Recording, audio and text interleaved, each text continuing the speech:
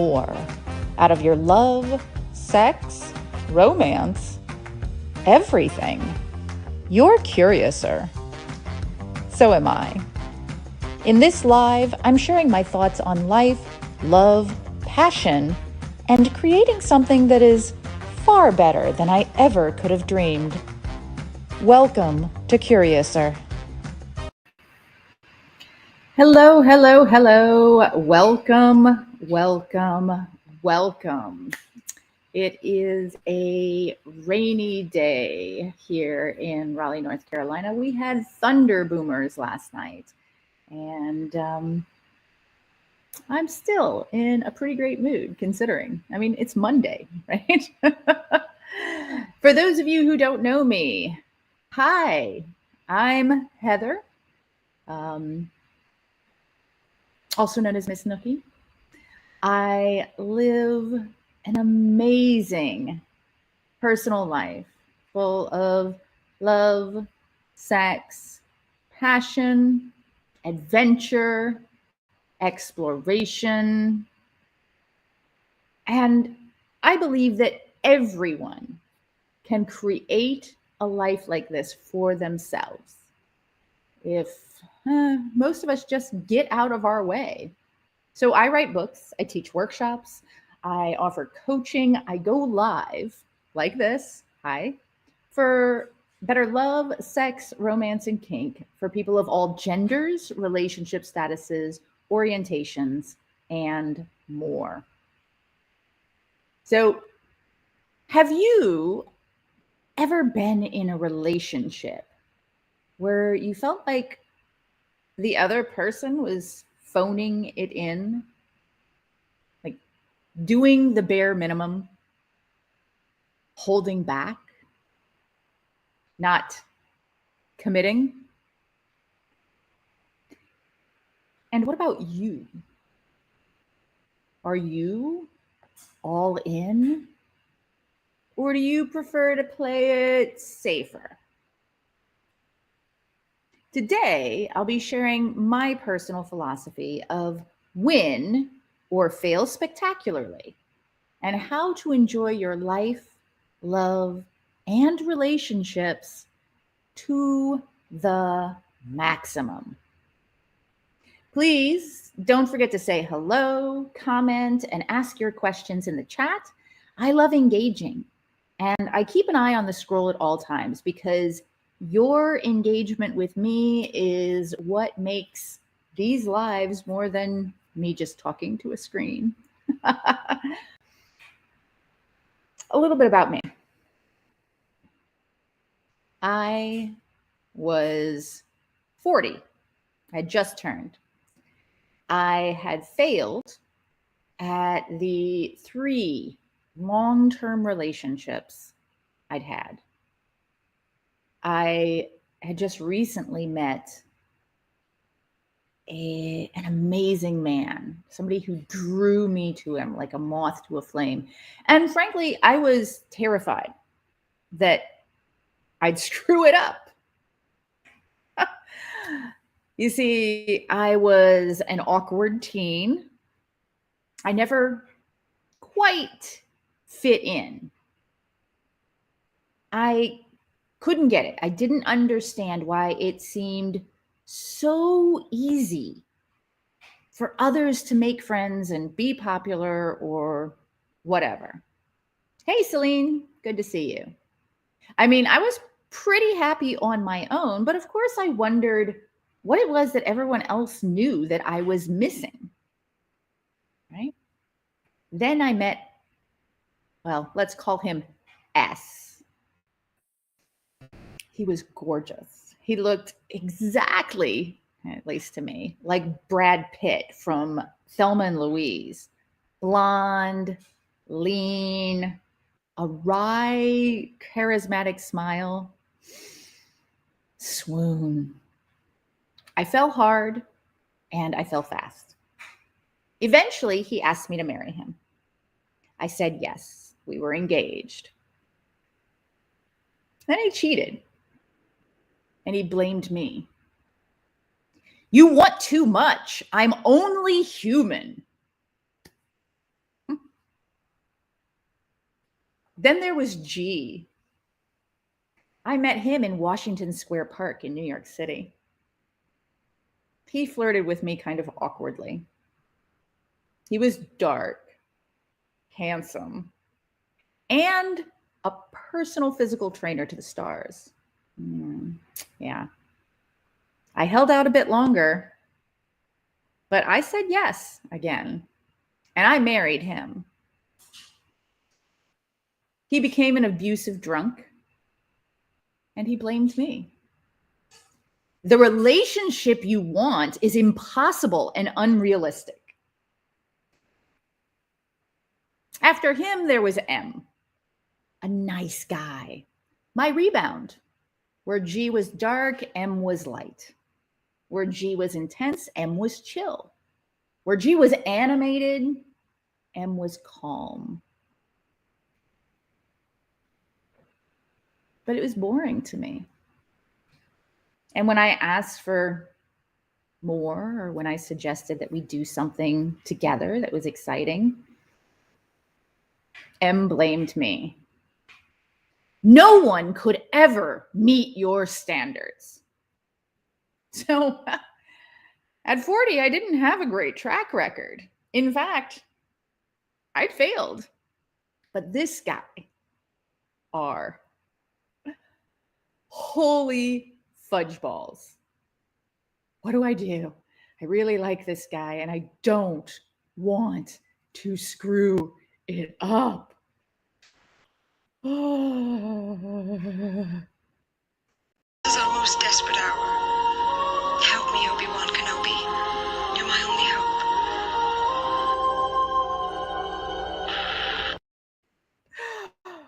Oh.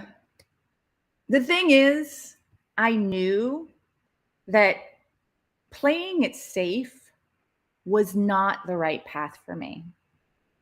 So I took my first step into a new philosophy. I put all my cards on the table.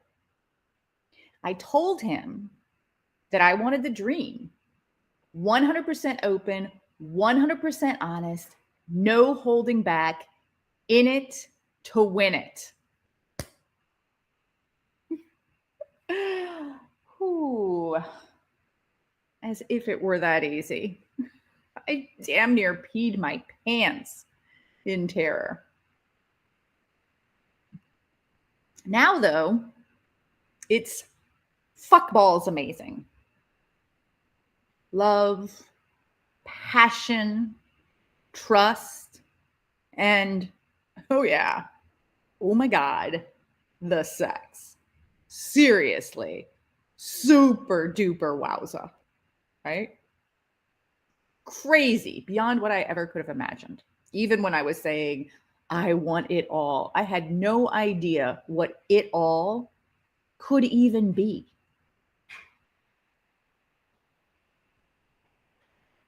So for those of you watching, whether you're watching the live or the replay, please don't forget, like this video and share it wherever you find me. It is a huge, huge help for me and an honor to have people recommend me to their friends and family and their groups and pages online. So if you can do that, thank you so very much.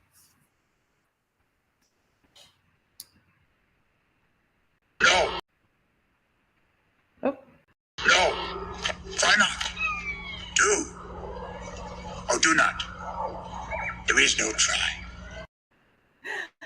So in case you haven't noticed, I'm going with a Star Wars theme today. Yeah, I don't know why, but for whatever reason. Here's the thing. Trying is awesome. When I try, I don't really have to do anything. Trying provides me with a built-in excuse for why I don't accomplish any outcome I say I want. Because I gave myself the out from the beginning, saying that I would try. For a lot of my life, I never tried. I just did. I had amazing adventures. I traveled the country. I climbed the ranks in a corporation, then quit and started and ran my own business. I was young. As I got older, I was suddenly responsible for stuff, and all that just doing needed to be considered next to what I had to take care of. So I learned the art of trying. Hell, I'm pretty damn good at it. You might be too. That's nothing to be proud of, though. Most people I know are. Here's the thing I had to realize. I either do something or I don't do it. I might do it really badly. I might do it really well. But I either do it or I don't do it. Trying is really the same as not doing it. It just makes it easier for me to let myself off the hook when I fail. So what if you just did? When you're serious about whatever it is you're doing, when you stop trying and instead you simply do, you commit to getting it done or failing. You commit to showing up and making a mess of things. You're in it to win it. Or not to win it, but at least you're there. But are you? Are you in it to win it? Or are you in it to try? To try to connect. To try to date. To try to find love.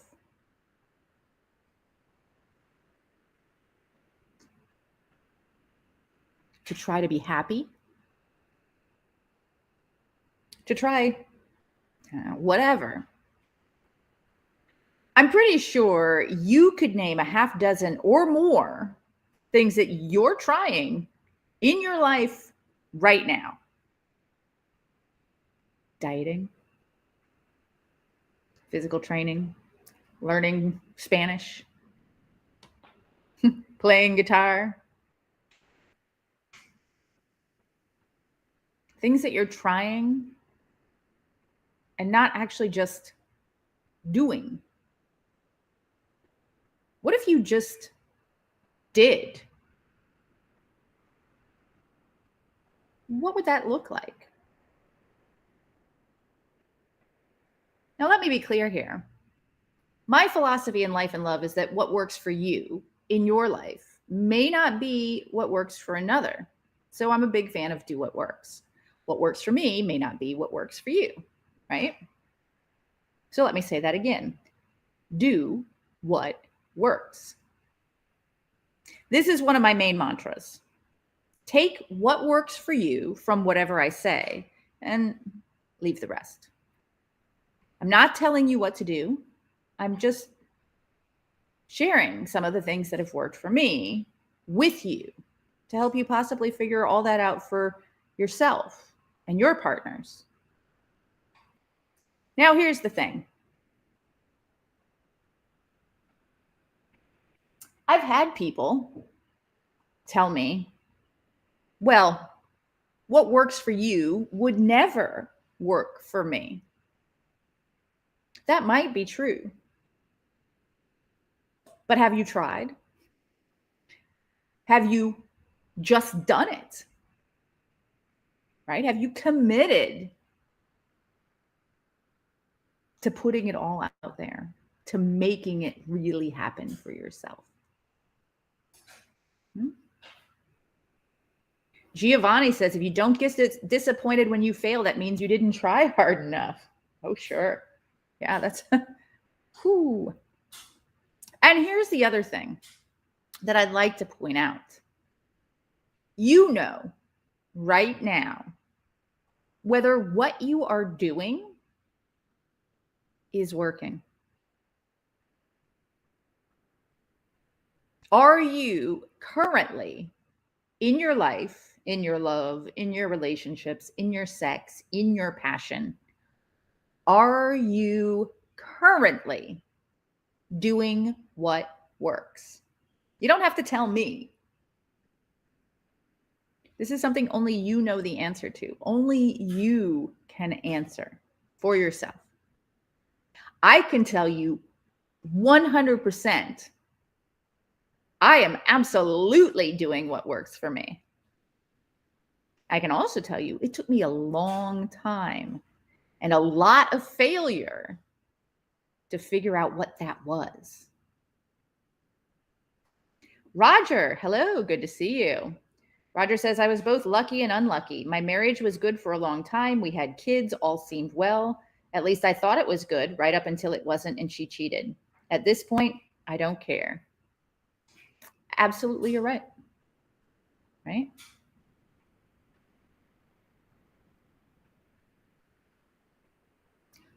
What might it look like if you committed to your relationship, the one you have now, the one you hope to find, multiple relationships if you're non-monogamous?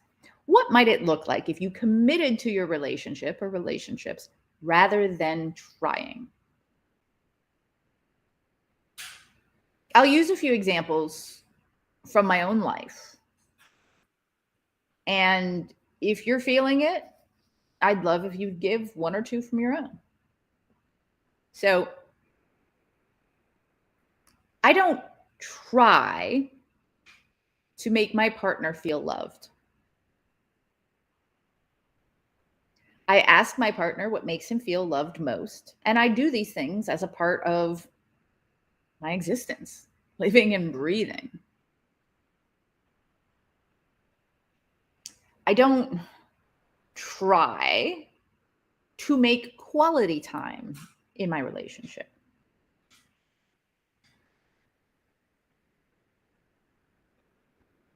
I set aside time every week to just spend with my partner doing whatever. I don't try to be vulnerable and open. I just speak honestly and from my heart without compromise. I don't try to set boundaries. I hold my own healthy boundaries, and I encourage my partner to create and hold his own. Right? Now, again, let's talk about what this means. I'm committed to these things. I'm committed to giving my partner the feeling of being loved. I'm committed to quality time in my relationship. I'm committed to I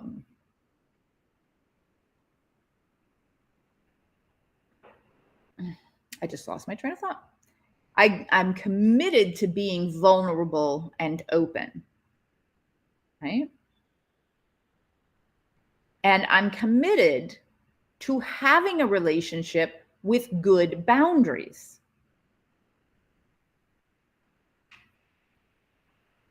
So, are there times when I mess up? Are there times when life gets in the way and I fail at making my partner feel loved for a period of time? Abso-freaking-lutely. 100%, of course. But because I'm doing and I'm not trying, I'm not like, okay, well, I tried to make you feel loved. I just pick up the pieces and say, oh, well, I fudged that all the heck. Let's do better, right? And move forward and do better. So, are you loving this content? I hope you are. And I'd like to let you know that I've recently started offering coaching. If you would like to spend some one-on-one time with me, supercharging your relationships to get something beyond your wildest dreams, with a custom plan that we will collaborate on building based on your personal needs, then visit me at coachnookie.curiouser.life. Of course, every single one of you is always welcome to join me for these free live events or to join one of the membership options or workshops, because I know that not all of you could afford private coaching, right? The membership options and the workshops are a great deal. I also know that some of you want more and you've asked for it, and you're going to thrive with the personal accountability and the direct attention. So I'm offering it. So let's get back to getting curious.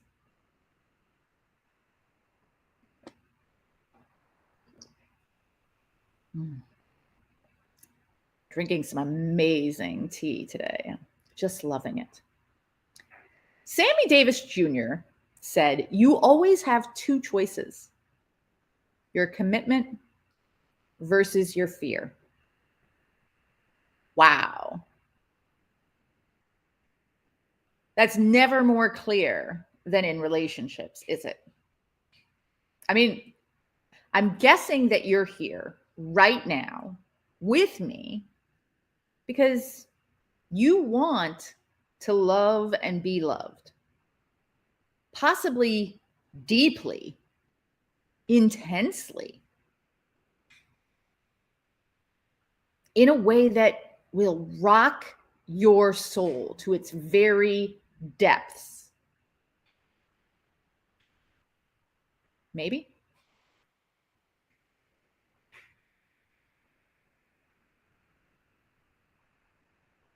So what's standing in your way?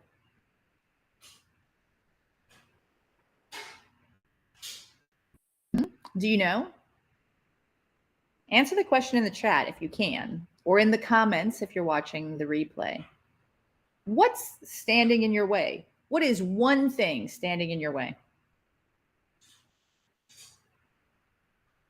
And while you're thinking about that, let's look at what many people consider important in relationships, like honesty.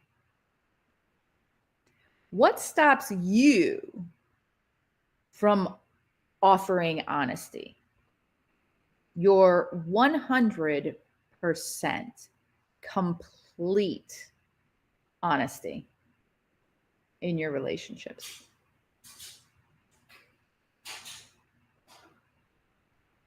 Fear.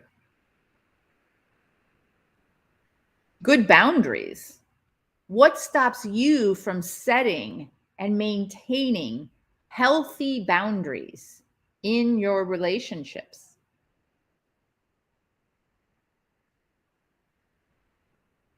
Fear.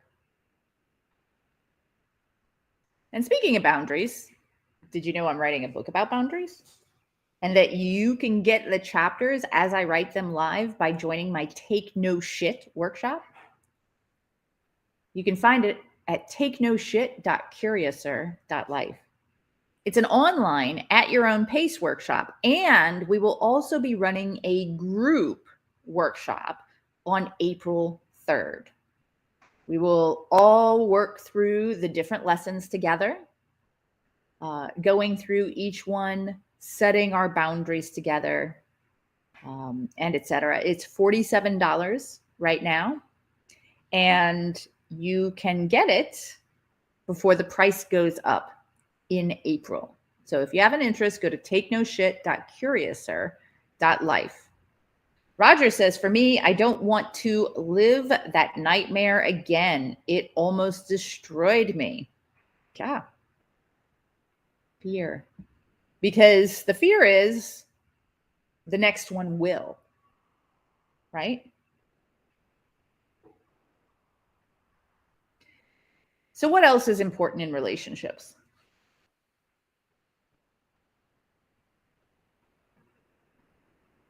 Good communication. What stops you from learning good communication in your relationships? Fear. Commitment. What stops you from committing to a relationship fully and completely, not having one foot out the door? Fear. Autonomy. What keeps you from not only enjoying your individuality, but also encouraging and enjoying your partner's individuality? Fear. Fear is the path to the dark side. Fear leads to anger. Anger leads to hate. Hate leads to suffering.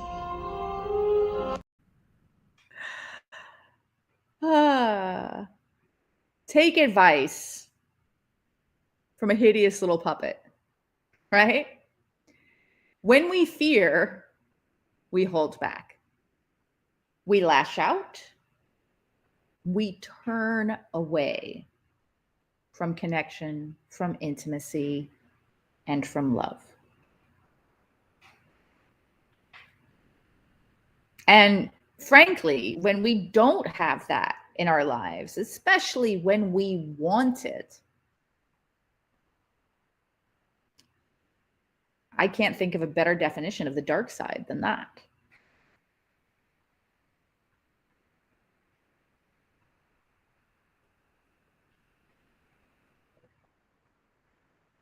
So when I took that first step, and I did not actually pee my pants, I just felt like I might. When I took that first step with my partner, I adopted a new philosophy. Well, we adopted a new philosophy. Win or fail spectacularly. In other words, I will do. I will do what I set my mind to with everything I have. I will give it my all and I will push through until I win. Or until I fail. Spectacularly. Big time. Because if I've put it all in there, I will fail bigly. And watch me fail if that happens. I do it here live for you. Bring your popcorn. Enjoy the fireworks. Laugh at me for wanting so much, for reaching for the stars, for throwing myself in without a safety net. It will be a grand show. Just watch me. Or better yet, you could join me in my folly. Giovanni says, I just love the Yoda quotes. Yay. I am playing around with, adding a little bit more media to some of the things I do because this is how my brain works. And as I get the hang of this going live on a regular basis, I like putting in things that I have in my head or, songs that come to me or clips or whatever. So glad to know you're enjoying those because they make me laugh. So, do you have any questions about what we've covered today? Pop them into the chat if you're with me live or into the comments if you're watching the replay. as usual. Here's the thing.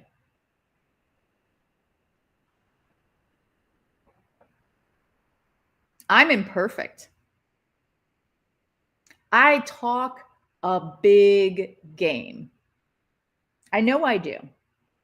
I know some of you are out there rolling your eyes thinking, this chick is insane. But I try to live that game. Try. Even I get caught sometimes. I mostly live that game. Win, or fail spectacularly is a philosophy, a belief. More than that, though, and here's the key, it's a practice. Practice, noun, the actual application or use of an idea, belief, or method as opposed to theories relating to it. Verb, perform an activity or exercise, like a skill, repeatedly or regularly in order to improve or maintain one's proficiency.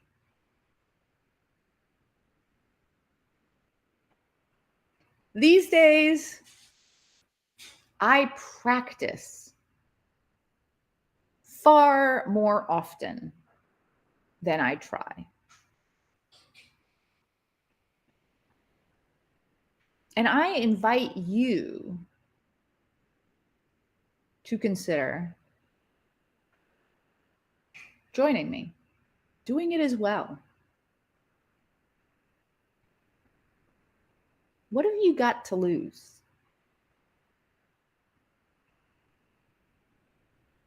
What have you got to fear?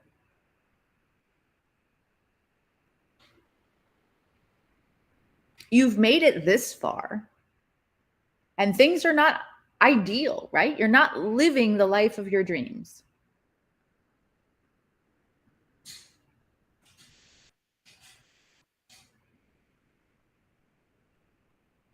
What is the life of your dreams worth to you? Is it worth more than your fear?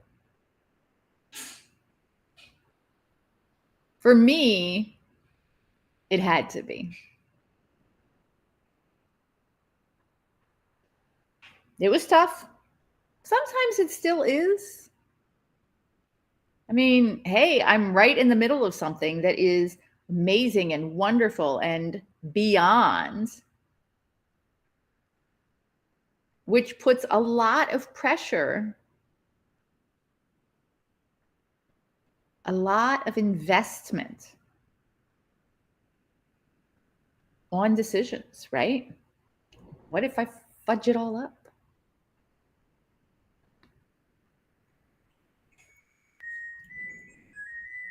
You hear that?